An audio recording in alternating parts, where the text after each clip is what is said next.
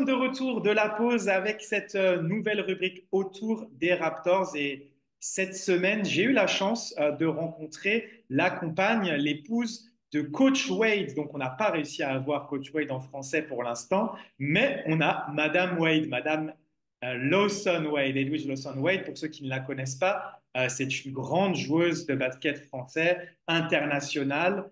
C'est la pionnière des joueurs françaises en WNBA. C'est celle qui a eu la plus longue carrière en premier avec beaucoup de matchs sur 5 ans. Vous allez voir, elle va vous en parler.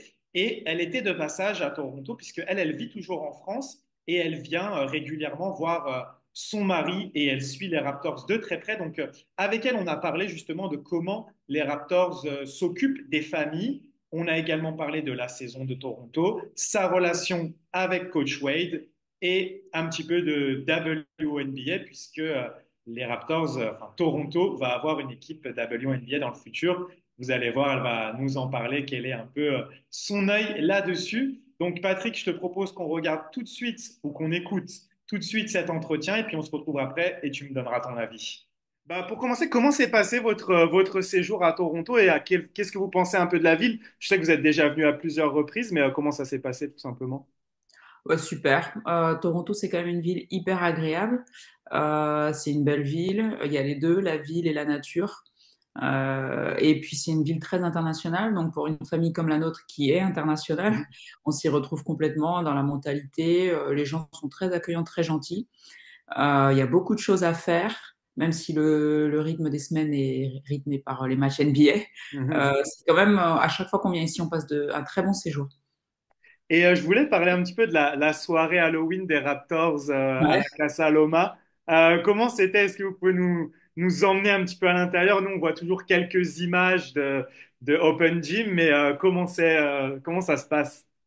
Alors, chacun arrive un petit peu en début de soirée déguisé. Donc, souvent, ce qui est sympa, c'est qu'il y a des super déguisements. Tout le monde joue le jeu, que ce soit les joueurs, les staffs, la famille. On découvre chacun les déguisements. Bon, il y a souvent un petit apéritif. Et puis, à un moment donné, on fait la visite, le tour de, comment il s'appelle? Je sais plus, The Walk of Horror, quelque chose comme ça. Mhm. Et ça aussi, c'est très bien fait. Ça fait vraiment peur. Je pense que c'est exceptionnel. Tout ce qu'ils font au niveau d'Halloween, les monstres qui sortent, il y a même des acteurs. Mhm. À un moment donné, un acteur qui joue du piano, etc. Et puis après, on retourne, il y a de la musique, un DJ, on retourne boire un verre, discuter. Il y a souvent, c'est le moment où les rookies doivent chanter une chanson. Donc ça, c'est super sympa aussi parce qu'ils jouent le jeu, c'est très rigolo. Alors, il y en a qui sont plus ou moins talentueux, mais l'ambiance est très bonne et ça permet de se voir en dehors un petit peu des matchs. Yeah, c'est cool. Justement, je voulais savoir comment ça se passe au niveau. Les Raptors ont quand même une très très bonne réputation pour le côté familial et tout ça. Comment vous êtes accueillis par la franchise? Qu'est-ce qui est mis en place pour les membres de la famille, justement? Bah, alors déjà l'année dernière, quand il y a eu tout un nouveau staff, au niveau par exemple des femmes des entraîneurs et des joueurs, il y a eu un repas de prévu pour que tout le monde se connaisse, pour avoir les numéros de chacun, pour avoir les numéros par exemple de babysitter, de docteur, de choses comme ça qu'on peut avoir, de dentiste, peu importe.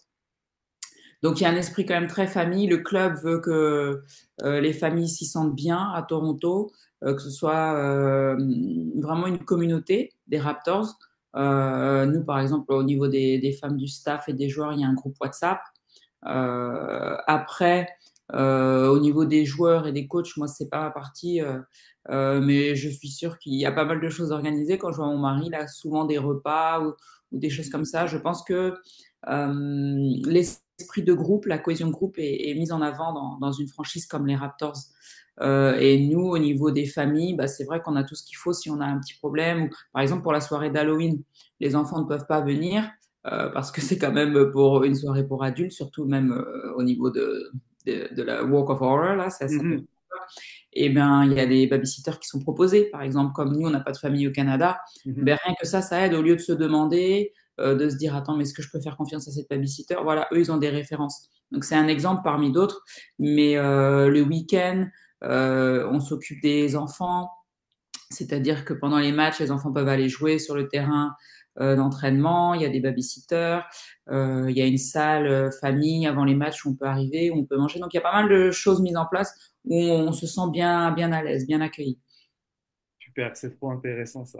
Mm. Et vous, comment vous vivez la saison des Raptors? Vous êtes la plupart du temps en France avec le décalage horaire. Est-ce que vous arrivez à suivre la saison à fond? Vous regardez des replays des matchs? Comment ça se passe un peu de votre côté? Alors, soit je peux regarder les matchs, mais c'est plutôt rare avec le décalage horaire. Soit de toute façon, après un match, mon mari, le temps qu'il rentre, et si ça, il m'appelle, moi c'est le matin, et on parle du match, donc lui il me raconte, j'ai le résultat, etc. Donc, bah, je suis de très près parce que j'échange tout le temps avec mon mari. Et comme moi, je Mhm. suis en plus une ancienne basketteuse, bah, effectivement, j'aime beaucoup parler basket et je comprends bien le basket. Donc, la saison des Raptors, bah, je suis à fond dedans, dans le projet de l'équipe, etc. Ici, je regarde tous les matchs et mon fils, il peut pas en rater un non plus. Et puis, quand on est en France, par contre, on va soit regarder les résumés, soit regarder le match quand c'est le week-end sur des horaires où on peut. Super. Et j'ai toujours une question que je demande justement aux gens qui sont dans le monde du basket, qui ont été joueurs, qui ont été dirigeants.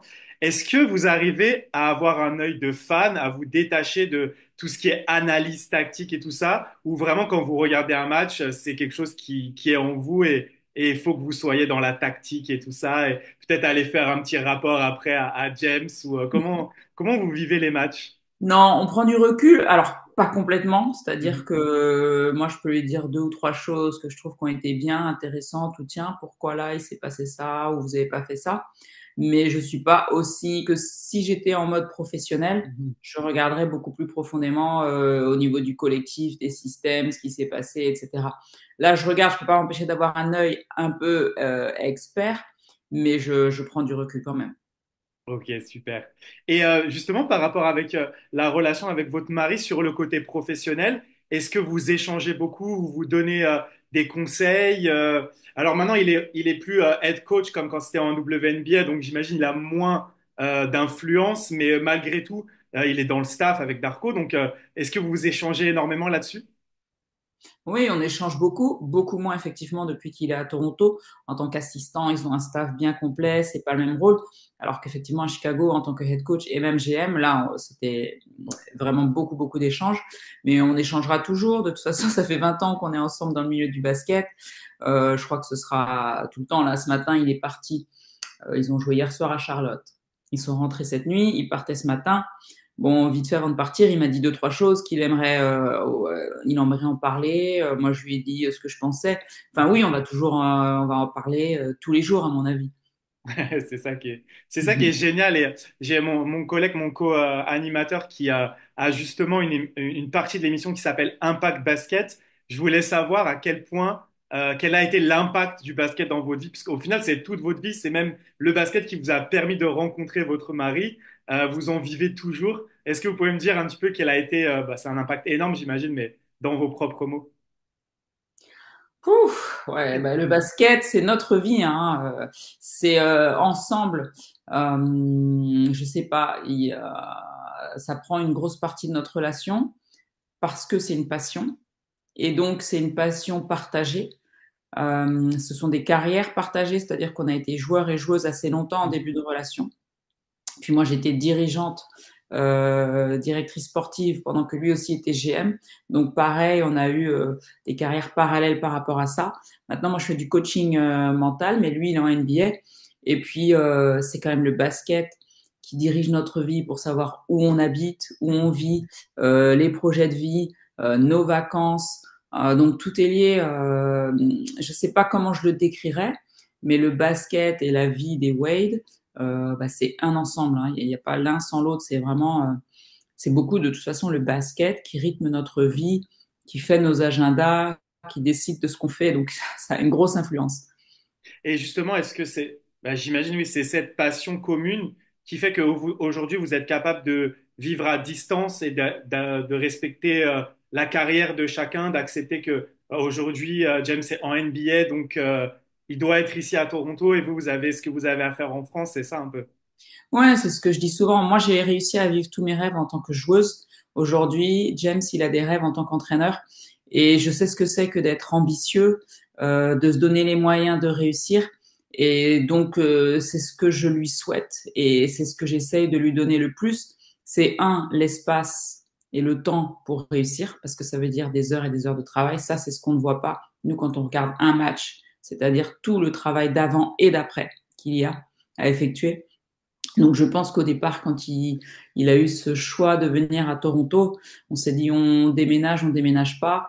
Et j'avais quand même des amis, moi, qui avaient été, notamment Becky Hammon à San Antonio, assistant coach en NBA. C'est un travail de fou. On ne réalise pas. Il travaille 17 heures, 18 heures par jour. Donc, nous, si on aménageait que lui, il était en plus très souvent en déplacement au travail, etc. On changeait d'école pour notre fils, etc. C'était beaucoup de choses pour que lui, de toute façon, ait besoin d'espace pour travailler. Donc, on s'est dit, on essaye comme ça. Et finalement, c'était le mieux. On vient ici 3 semaines tous les 2 mois quand ils sont à domicile. Mais dans tous les cas, le travail prend le dessus et je le comprends. Peut-être que si je n'avais pas eu la carrière que j'ai eue, vécu mes rêves, parce que quand on réalise ses rêves, c'est quand même une émotion extraordinaire, que James a réussi en étant champion WNBA, en étant champion en Euroleague, etc. Mais lui, il veut continuer. Il en a encore d'autres des rêves à réaliser. Et je comprends, hein, c'est presque une drogue, c'est une drogue. Donc on ne peut pas s'en empêcher, mais en même temps, c'est ce qui nous permet, c'est ce qui permet de faire voyager notre fils à ce point-là, de lui montrer des différents horizons, de lui montrer ce que c'est que de réaliser ses rêves, quels moyens on se donne, etc. Donc je suis plutôt dans le rôle d'une femme qui soutient, comprend et puis qui est là à l'écoute quand besoin. Il a connu une ascension fulgurante. Pour vous, à quoi vous l'attribuez? Quelles sont ses forces? Qu'est-ce qui a fait son succès? Bon, je pense que déjà c'est une vocation. Je pense qu'il est né pour être coach, James, dans sa personnalité. Ça, en étant jeune, nous, on s'est rencontrés à 20 ans, on s'en était pas rendu compte. Et à 30 ans, quand le coach de San Antonio lui a donné une place très rapidement, on s'est dit waouh, c'est incroyable. Mais en fait, lui, qui avait de l'expérience, avait vu que James avait quelque chose pour être entraîneur. Et effectivement, il a cette personnalité qui sait être très attachant et attaché au niveau des joueurs, qui croit beaucoup en son équipe et qui sait transmettre ça, mais avec de la dureté et de la justesse. Donc, il peut être un entraîneur qui est dur, mais juste. Et après, comme le basket a toujours été sa passion, il le connaît de A à Z. Il connaît très bien le basket. En tant qu'entraîneur, il a été très bon sur les temps morts, sur les fins de match, sur les gestions, parce que il a regardé des millions de matchs, parce qu'il comprend, parce que peut-être une partie, il a été joueur aussi. Peut-être que ça l'aide. Euh, donc, je pense que son ascension fulgurante, il le doit peut-être à lui qu'il est, une grosse partie à qui on a eu dans nos vies, c'est-à-dire par exemple Dan Hughes au départ à San Antonio qui lui a donné sa chance. Puis quand il était en Russie, pareil, c'est quand même des grosses équipes. Il sait bien s'entourer. Il a su faire un bon staff, par exemple. Où dès qu'il a un nouveau job, il appelle 3, 4 personnes pour avoir des conseils. Il écoute et je pense que ça c'est une force. Plutôt que de ne pas évoluer, un entraîneur doit évoluer avec le temps, doit pouvoir s'analyser et ça James le fait puisqu'il est souvent en demande d'échange avec, je pense qu'il choisit bien avec qui échanger. Super. Ouais, en parlant avec lui, on avait remarqué avec mon collègue Patrick que vraiment dans le relationnel, c'est quelqu'un de très porté là-dessus. Et comme d'ailleurs tout le staff des Raptors, et on comprend pourquoi Darko Rajakovic l'a choisi, entre autres, bien sûr au-delà de ses qualités dans le basket, mais vraiment on sent qu'il y a un accent mis sur le relationnel, ce qui avait peut-être pas d'ailleurs avec Nick Nurse avant, un petit peu moins. Il était un petit peu moins porté là-dessus. Je vais un peu dans tous les sens, mais pour revenir sur la saison des Raptors, euh, comment vous la voyez? C'est une saison un peu de reconstruction. Justement, ça donne beaucoup de travail au staff technique qui doit développer des joueurs, mais comment vous la voyez d'un point de vue général? Ah bah là, depuis le début de saison, même si ça se voit pas dans les victoires et les défaites, on ne peut être que satisfait parce qu'on voit des jeunes joueurs qui sont très intéressants. On voit une équipe qui a complètement accepté l'identité que voulait mettre le coach Darko. Donc c'est une équipe qui se donne. Hier soir, ils montraient des stats où ils étaient premiers dans les déflexions, dans les rebonds, etc. Donc ça veut dire que c'est une équipe qui va se battre. Donc moi je trouve que c'est très intéressant ce qui a été fait au niveau 1 du recrutement, de la draft, et puis 2 de ce qui est mis en place du style de jeu, où c'est un jeu où tout le monde est mis en valeur. C'est rare où on voit autant de matchs avec tous les joueurs qui rentrent sur le terrain apportent quelque chose. Mhm. Et ça veut dire que, comme on en parlait, que les gens, les joueurs se sentent bien, qu'il y a une atmosphère qui est mise au club et dans l'équipe où les gens sont en confiance. Les joueurs sont en confiance et chaque joueur apporte quelque chose. Oui, clairement. Et au niveau du recrutement, on a vraiment l'impression que ce soit à la draft ou même dans les joueurs récupérés comme Davion Mitchell, on a vraiment mis l'accent sur un peu les faiblesses de la saison dernière en recrutant des très bons défenseurs. Et aussi, on voit l'avènement de Grady Dick et le recrutement aussi de Jacoby Walter, des joueurs qui sont des shooters en mouvement autour de Scotty Barnes. On a vraiment l'impression que l'équipe se construit dans la bonne direction. Oui, c'est complètement ça, hein. C'est vrai que les recrues amenées complètent et surtout, comme tu l'as dit, ça renforce bien la faiblesse de l'année dernière. C'est vrai qu'en défense, on a des minutes défensivement qui sont hyper intéressantes et même contre les plus grosses équipes, quand on voit le match qu'on fait contre Denver, on arrive à les perturber. Ça se joue aux dernières secondes. C'est quand même qu'on joue à un très bon basket. Ouais, totalement. Et moi, ça me fait plaisir parce que je suis un gros adepte de la défense et la saison dernière, c'était un calvaire. On a été habitué avec Nick Nurse, c'était défense avant tout, peut-être parfois au détriment de l'attaque. Avec la vision 6-9, là, ça manquait de shooter et peut-être de talent offensif. Mais là, on a l'impression qu'il y a un retour un peu à l'équilibre entre chercher défensivement à être quand même solide, la pression sur le porteur du ballon et en plus ce jeu en mouvement avec Darko qui est vraiment très intéressant et comme vous l'avez dit, qui met vraiment en avant tous les joueurs. C'est ça qui est vraiment intéressant. Parlons de WNBA parce que on a une spécialiste. Vous êtes la Française qui a ouvert la voie un petit peu avec, alors je sais pas si le chiffre est exact, mais 78 matchs entre 2005 et 2010. Je suis pas sûr si le chiffre est exact ou pas, mais en tout cas, la première Française qui a duré en WNBA. Déjà, quels sont vos souvenirs de cette période-là? C'est une période en plus où vous passiez un temps en Europe et en WNBA, vous faisiez deux saisons en une. Comment c'était un peu à l'époque? J'imagine que c'est bien différent de comment c'est aujourd'hui, mais déjà, comment c'était à l'époque?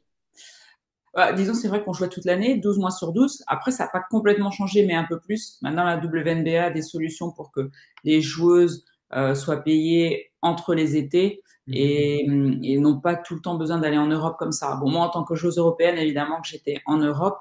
Euh, Passer d'un championnat à un autre était plutôt dur, pouvait être fatigant physiquement, mais moi, j'avais vraiment cet objectif de percer en WNBA. Donc j'ai mis 2, 3 ans, j'ai mis peut-être 2, 3 saisons à ce que un coach me voit pour moi la joueuse complète. Quand on est européenne, quand on arrive en WNBA ou aux États-Unis, on nous voit souvent d'un certain style et il faut un peu de temps pour que le coach nous connaisse bien. Et une fois qu'on est dedans, c'est quand même un championnat qui est très intéressant parce que c'est le meilleur au monde. On peut dire ce qu'on veut, les Américains, pour le moment, jusqu'à ce que c'est quand même les meilleurs joueurs et les meilleures joueuses au monde. Mhm. Euh, sur le plan du nombre, parce qu'après, au niveau individuel, c'est vrai que quand on voit les joueurs européens maintenant ou africains en NBA, ce n'est plus le cas. Il y a quand même de très Mhm. très bons joueurs. Mais la WNBA, ce que j'aimais, c'était le basket. C'est le show, les salles qui sont vraiment grandes, des belles salles, le niveau de jeu. Et avec San Antonio, on a eu la chance d'aller jusqu'en finale. Alors moi, je m'étais blessée cette année-là, donc je n'ai pas pu. Mais c'est aussi le championnat qui m'a fait le plus progresser parce que c'était tellement compétitif, tellement difficile que j'ai dû m'adapter, progresser sur ma vitesse d'exécution. C'est-à-dire que quand on est entouré d'Américaines, qu'on rentre dans la raquette, on a un centième de seconde pour faire une passe, alors que en Europe, on a beaucoup plus de temps, les joueuses sont moins rapides, etc. C'est beaucoup plus physique, mais ça n'empêche pas qu'elles soient techniques. Donc tout est plus dur et ça nous aide à progresser, ça c'est sûr. Et comment vous voyez l'évolution de la ligue maintenant? Elle est beaucoup mise en avant. Il y a eu notamment Caitlin Clark et puis des petites histoires cette année, notamment avec Angel Reese, mais c'est une évolution positive, j'imagine. C'est une évolution très positive que sincèrement je n'avais pas vu venir. Mhm. Après, l'effet Caitlin Clark est tellement important que c'est presque incompréhensible de se dire tiens, il y a une joueuse qui arrive et tout explose dans tous les sens. Exactement. Même s'il y en a deux, Angel Reese, il y a d'autres joueuses, mais c'est quand même Caitlin Mhm. Clark qui a lancé tout ça. Donc c'est bien, c'est positif pour le basket féminin, pour la femme en général, pour le rôle de la femme dans la société. La WNBA est en train d'exploser. J'ai vu hier que même Patrick Mahomes veut faire une équipe à Kansas WNBA. Enfin, je veux dire, c'est fou jusqu'où on va aller. Tant mieux, c'est top. Et bah, la nouvelle qu'on a eue, nous, dernièrement, c'est qu'il va y avoir une équipe à Toronto d'ici 2026. Est-ce que vous qui êtes dans le domaine un peu de la gestion et tout ça, est-ce que ça pourrait vous intéresser de faire partie de cette aventure? Ou est-ce que pour l'instant, votre vie, elle est en France? Comment vous voyez ça? Non, moi, ma vie, elle est surtout d'être maman. Surtout C'est maintenant que ça. James est en NBA. On peut pas être deux, je trouve, sur des postes aussi importants. Ok. Il n'y a pas de week-end, il n'y a pas de vacances. Mhm. Du 7 jours sur 7, Mhm. 24 heures sur 24. Donc non, moi, pour le moment, Toronto, je vais regarder avec beaucoup d'intérêt en tant que supportrice et fan, puisqu'on fait partie de la franchise des Raptors. C'est bien que ça évolue, qu'il y ait plus d'équipes, qu'il y en ait une au Canada. Et quand je vois ce qui se passe autour des Raptors, je pense qu'une équipe féminine ici, ça va cartonner.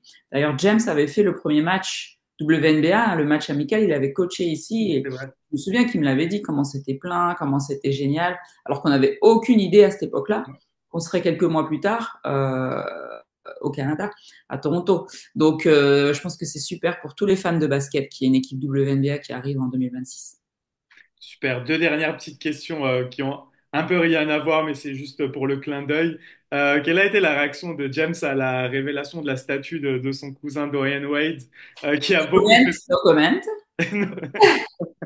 No comment. Ouais, mais je Euh, trouve on ça... connaît, on connaît bien Dwayne Wade, donc on respectera ses mots quand il dit que lui, il est fier d'avoir une statue. Voilà. Ouais, ok.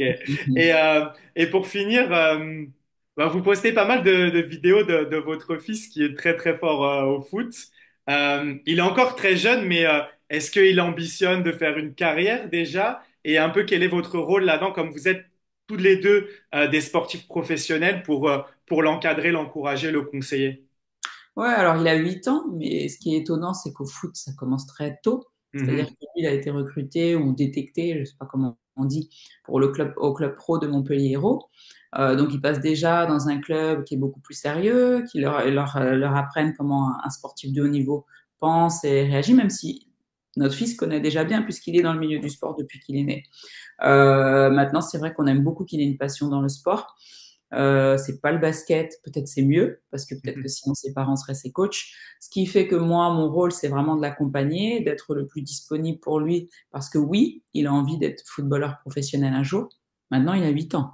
Et Donc, on oui. demande à tous les garçons de 8 ans, ils veulent soit être footballeur professionnel, pilote, ou peu importe. Et à 10 ans, ils vont peut-être nous dire un autre rêve. Par contre, c'est vrai qu'on voit qu'il est doué. Il a déjà un petit peu cette capacité de se dépasser, de s'entraîner. Donc, on va l'accompagner. Et si dans 3 ans, 4 ans, ça change, si dans 5 6 ans, le foot, c'est très difficile de percer, il n'y a pas. De toute façon, moi, je suis une maman présente où l'école, ça reste important, Mhm. où l'ensemble de la vie ne va pas se porter que sur le foot ou que sur une chose. Il y a quand même une vie euh, dans son ensemble à avoir, avec les copains, avec peut-être découvrir d'autres sports. Donc, nous, on a de la chance, il aime aussi beaucoup le basket et tous les sports, des voyages, etc. Mais c'est vrai que il est très, très, très, comment dire, passionné par le foot. Voilà, c'était Edwige Lawson-Wade. J'espère que vous aurez appris beaucoup de choses à son sujet sur les Raptors, un petit peu comment ça se passe avec les familles. Elle nous en a très très bien parlé lors du début de l'entretien. Patrick, toi, qu'est-ce que tu retiens de cet échange?